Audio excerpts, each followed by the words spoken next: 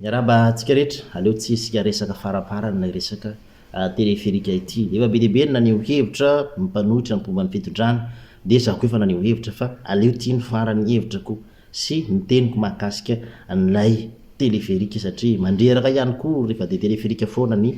resaka. Ny pomba ny fitondrana efa naneho ny hevitra ny an'zareo moa dia hoe miala ny mpanohitra marary fo satria mbola tsy nisy tao anatin'ny efatra enimpolo taona azahoana ny fahaleovantena ny téléphérique zao fa Andriamatoa Filoha Rajoelina nampiditra ny téléphérique teto Madagasikara voalohany, mipetraka ho ny tantara izany zavatra zany. Ny téléphérique raha antsika mahafantatra fa any amin'ny firenena mandroso ihany misy azy, kanefa Madagasikara manana téléphérique midika zany fa mandroso i Madagasikara. Zany ny démonstration na fampandrosoana izay nentiny pomba ny fitondrana zany tato ato mahakasika an'ilay resaka fandrosoana sy téléphérique zay. Ny mpanohitra moa dia miteny hoe tsy lara-pahamehana io etc etc. Za moa hatrizay zany tsy nakasitraka azy hoe ahoana marina ny téléphérique, tsy nakasitraka azy za dia tsy esiako resaka be fa efa fantatrareo hoe aiza ny positionko manoloana an'izay zavatra izay. Fa zao indray no fampizarako amintsika, zao no fampizarako amintsika hoe inona ny tombotsoa azo ny téléphérique. Efa nisy hevitra narosony Rajoelina iny dia leo ihany iny no iverenako raisina satria za tsy dia manana idée mahakasika an'ilay tombotsoa, tsy poro amin'ilay izy za mantsy. Hoy izy Rajoelina hoe ny téléphérique dia tena ilain'ny vahoaka malagasy satria mihena ny embouteillage, ny mpivavibevoka tsy isy manositosika intsony rehefa milahatra any anaty taxi be vetivety ianao dia tonga amin'ny toerana andehananao satria mandeha mafy ilay téléphérique. Eo ihany koa ny resaka tontolo iainana, tsy manimba tontolo iainana ny téléphérique sationy ihany fotsiny zany. Toy izao hoe anisany tena tsara tokoa zany téléphérique raha izany hevitra Andriamatoa filoham-pirenena izany. Fa zao ankoatran'ireo tombotsoa ireo dia misy ihany koa ny contrainte mipetraka, misy ny fanontaniana mipetraka hoe ahoana tsara ilay téléphérique. Ny trosa aloha dia manodidina ny 153 millions d'euros, manodidina ny 153 millions d'euros zany le izy. Dia zao jusqu'en 2036 hono no andoavana hamerenana an'izay trosa izay. Be dia be zay ahoana ny entretien l'izy raha sendra panne lay cabine ny ambony eny etc. Zany mbola tsy ao anatiny fa mbola Madagasikara no midemerde amin'izany hoy izy ny zareo zay, hoe efa tsika no midemerde rehefa en panne misy problème technique zany ilay téléphérique. Dia iresaka kely za hoe ahoana ny mampandeha an'ilay téléphérique. Izy io tsy mandeha gasoil na mandeha l'essence fa mandeha électricité. Rehefa natao ny recherche dia ny cabine moyenne zany hoe mahazaka olona 8 dia mandany anankiray io mandany manodidina ny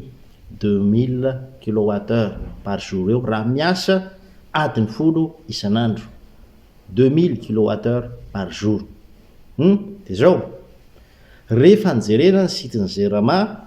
dia ny vidin'ny kilowattheure anankiray dia 0,21 USD, zany hoe 0,21 dollars américain zany, zay ny vidin'ny 1 kilowattheure ny Zerama. 0,21 zay atao fois 2000 fa manome 420 dollars zany, zay ny vola vidin'ny électricité alohan'ny Zerama ho an'ny cabine moyenne anankiray. Dia misy cabine firy ampiasaintsika io, raha anankiroa efa 840, raha anankitelo efa 1260 dollars. Dia tsy anankitelo ihany ny cabine ampiasaina fa mohatra ny 10 angamba. Zany hoe efa mohatra ny 4000 dollars zany ny vola aloha amin'ny Zerama isan'andro, mohatra ny 4000 dollars isan'andro raha miasa adiny 10 ny téléphérique. Fa angamba mety tsy asa adiny 10 mazany téléphérique fa mety hoe tsy fantatro hiasa adiny firy ireo téléphérique ireo fa zay aloha zay aloha le izy zay. Dia zao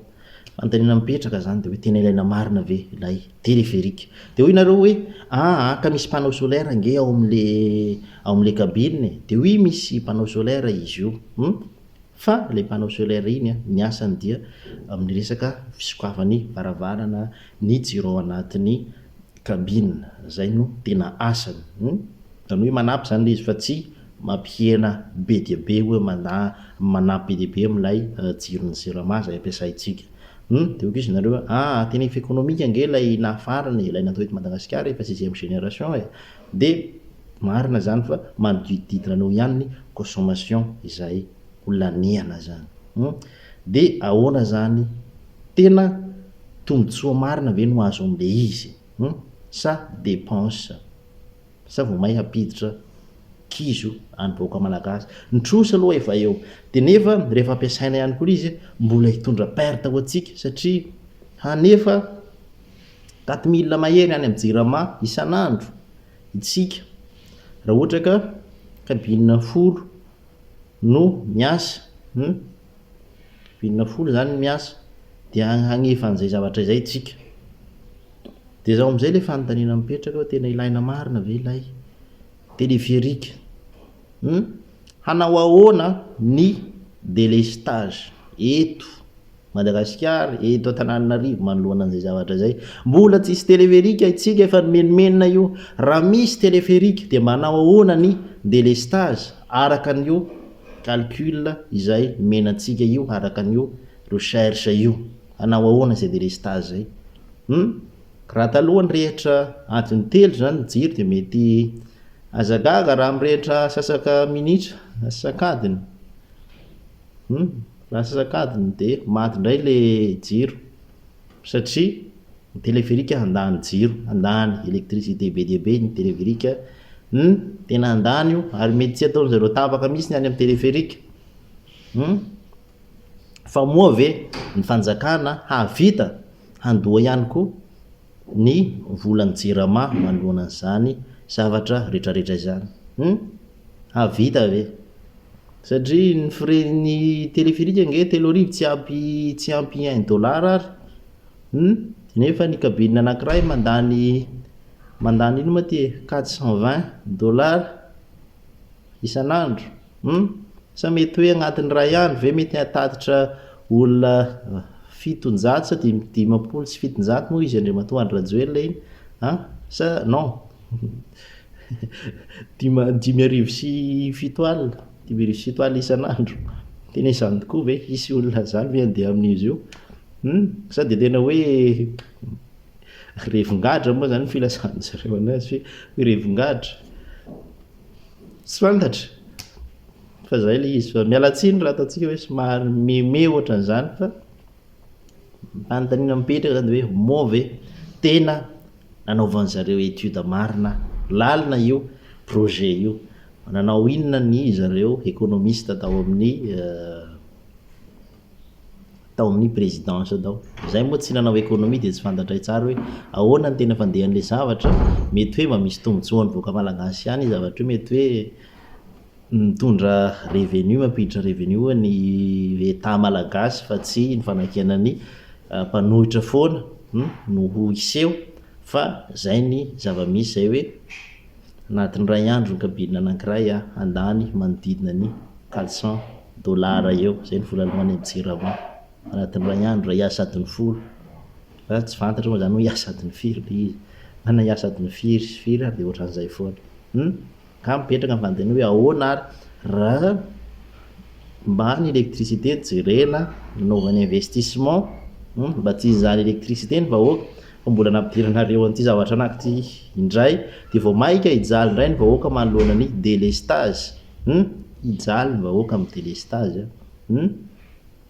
naninona raha mba ny lalana no mijerena raha mba ny lalana no jerena tra namboarana lalana tsaratsara zay vola zay mety tsy havita be diabe fa mety mefa nisy efeny na mba nijerena ohatra ny tontolon'ny fampianarana fanjerevana ny tontolon'ny fampianarana mety mba nisy zavatra tsara ihany zay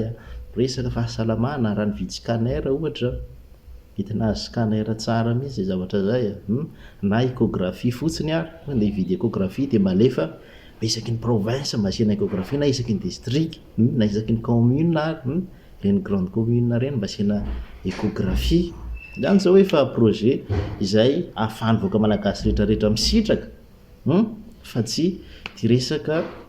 haingotraingotra resaka tsy fantatro fialam-boliny tena bazin'le izy kanefa ilay izy ary tsy hitondra tombotsoa ny voaka malagasy ho ny fanjakana malagasy fa hitondra perte zay tsy ilavaresaka fa de mirary soa antsika rehetra samytehin'andriamanitra fa de masina ny tanindrazana efa kaiky ny 26 afaka roantsika isy lay ansa fiderana de andriamanitra irery ihany ny andera sy milaza ary voninahitra mandrakizay dia tsy hovanina ny izay mahafinafina ao ambadika io fivavahana io mirary soa